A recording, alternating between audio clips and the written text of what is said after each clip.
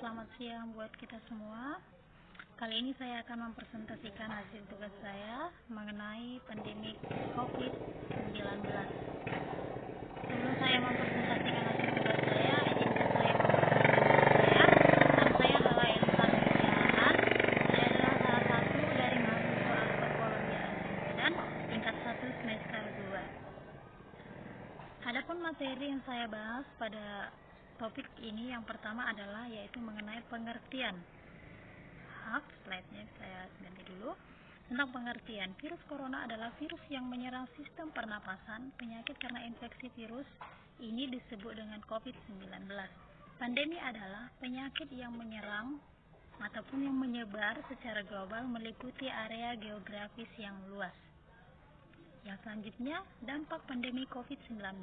Dampak pandemi COVID-19 mencakup beberapa bidang yaitu sosial dan hukum, lingkungan masyarakat, kesehatan, kewirausahaan, dan bagian perekonomian. Dampak pandemi COVID-19 di bidang usaha. Ada beberapa dampak pandemi COVID-19 di bidang usaha yaitu menurunnya penghasilan yang sangat drastis, terjadinya pengurangan karyawan besar-besaran, dan terjadinya penutupan usaha ataupun perusahaan.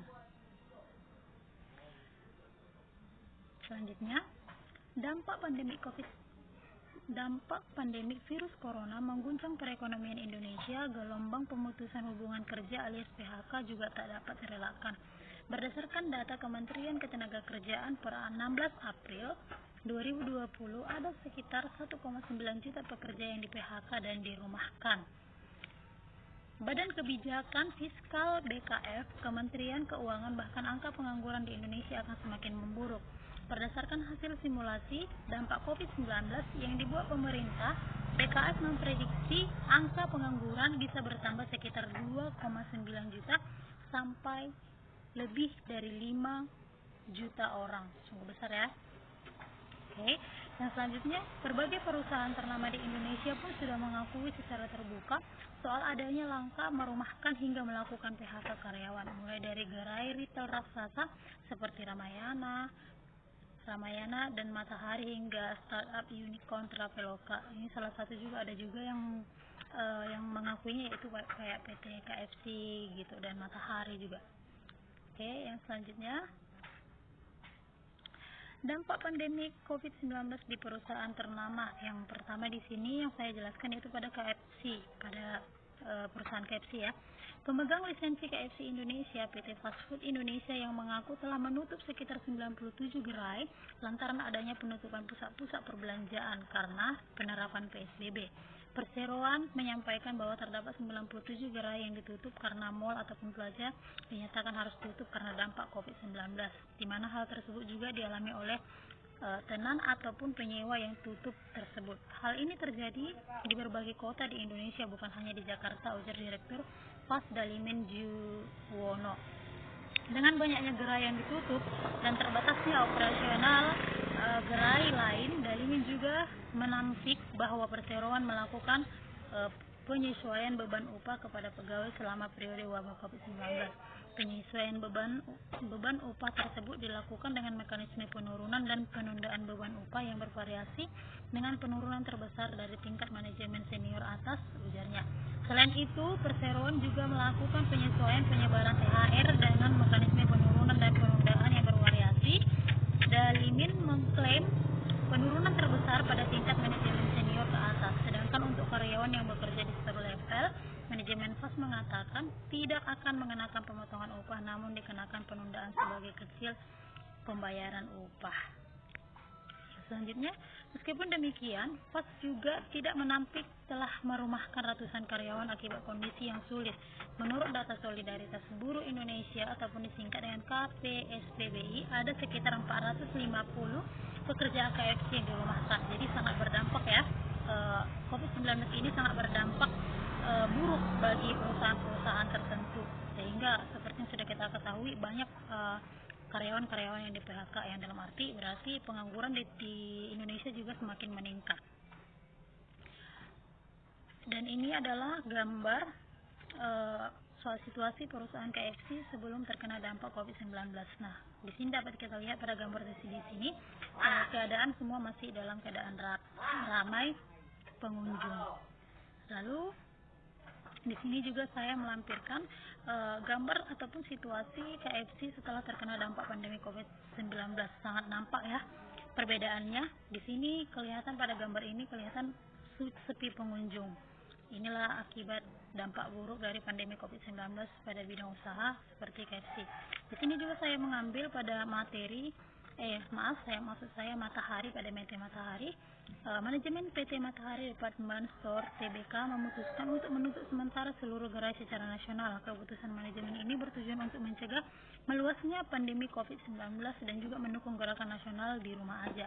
Karyawan di seluruh gerai pun dirumahkan. Karyawan yang di rumah aja tetap memperoleh gaji namun tidak dibayar penuh. Makin tinggi jabatan maka makin tinggi juga pemotongan gajinya gitu. Sementara untuk karyawan pusat, mereka menjalani sistem kerja dari rumah ataupun work from home. Karyawan memperoleh gaji penuh selama work from home. Namun bagi karyawan yang mengambil cuti selama bekerja dari rumah, perusahaan tidak akan membayar gaji cuti ataupun sering dikatakan dengan cuti tak berbayar seperti itu.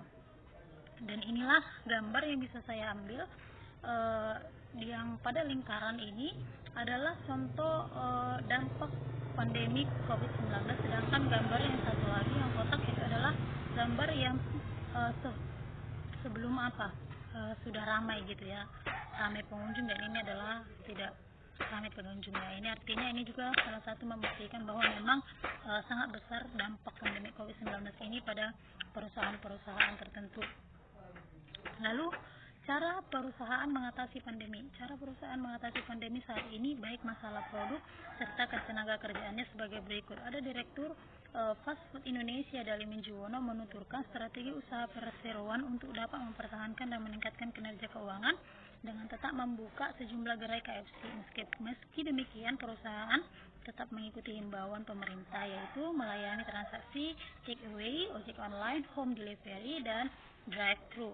Dan selain itu juga perusahaan juga mengalami perubahan jam operasional yang mengikuti pemberlakuan PSBB pada beberapa kota. Jadi di sini contohnya adalah di beberapa daerah itu sebanyak 47 gerai saat ini KFC itu terbuka beroperasi. Kalau di Tangerang tadi pukul 5 sampai pukul 9, sedangkan di Bekasi beroperasi pukul 9 sampai pukul 6 malam.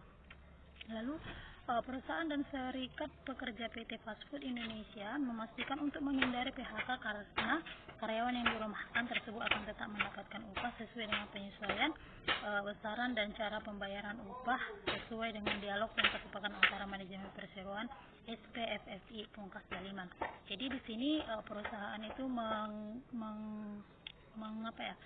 mengkomunikasikan bagaimana cara mereka untuk mengatasi pandemi ini. Nah, ketiga poin ini adalah cara-cara perusahaan tersebut untuk mengatasi pandemi. Di sini juga kita sudah dapat melihat bahwa adanya perubahan, mereka melakukan mengaktifkan kembali pekerjaannya mereka. Lalu kesimpulannya adalah dampak pandemi COVID-19 di bidang usaha sangat besar. Salah satunya dampaknya ialah banyak karyawan yang di PHK, perusahaan mengalami kerugian yang besar, dan tingkat pengangguran juga semakin besar.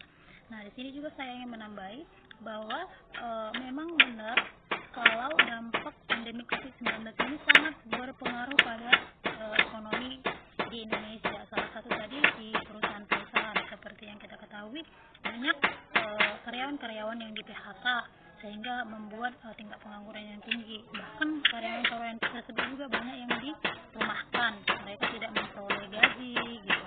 Ada juga yang memperoleh gaji walaupun hanya setengah. Lalu selain ini juga ada juga dampak pandemi COVID-19 itu tidak semuanya buruk, ada juga yang sangat berpengaruh baik seperti pada bidang-bidang tertentu. Pada bidang kesehatan, saya pikir ini cukup menambah investasi mereka, menambah pemasukan mereka, pendapatan mereka, karena pada saat ini orang yang terkena pandemi COVID-19 pasti dirawat di rumah sakit, so berarti pemasukan rumah sakit tersebut pasti meningkat. Itu berbeda dengan perusahaan, mereka barang yang mereka kerjakan itu stop, tidak beroperasi. Sementara yang seperti yang kita ketahui juga, adapun usaha-usaha yang berkembang pada pandemi COVID-19 ini bisa kita lihat seperti penjahit ya, penjahit kayak penjahit masker, itu saya pikir berkembang. Ataupun perusahaan-perusahaan tertentu yang menguntungkan pada pandemi COVID-19 ini, saya pikir kayak perusahaan-perusahaan yang membuat hand sanitizer begitu, ataupun antiseptik yang bisa kita gunakan pada saat dampak pandemi COVID-19 ini. Jadi kesimpulannya, saya dapat simpulkan sekali lagi bahwa dampak pandemi COVID-19 ini ada buruknya dan ada baiknya, tergantung kepada bidang usaha tersebut. Jadi pada saat ini juga seperti yang sudah kita ketahui tadi, bahwa beberapa perusahaan itu memiliki cara untuk mengatasi pandemi COVID-19 di new normal saat ini. Sekianlah hasil presentasi saya mengenai dampak pandemi COVID-19 pada bidang usaha. Jika ada kekurangan pembicaraan ataupun penjelasan saya mohon maaf. Saya Elizabeth Sihaan pamit mengundurkan diri. Terima kasih.